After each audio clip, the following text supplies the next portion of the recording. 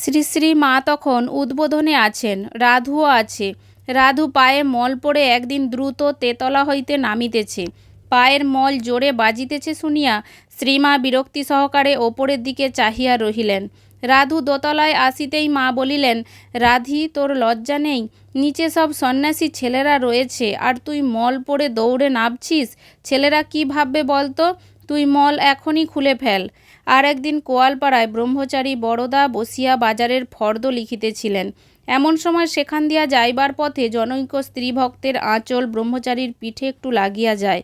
ব্রহ্মচারী কিছুই টের পান নাই, কিন্তু শ্রীমা লক্ষ্য করিয়া বিরক্তির সহিত স্ত্রীভক্তকে বলিলেন, কি গো, ছেলে আমার সামনে বসে লিখছে, বেটা ছেলে, তোমার একটু হুঁশ নেই?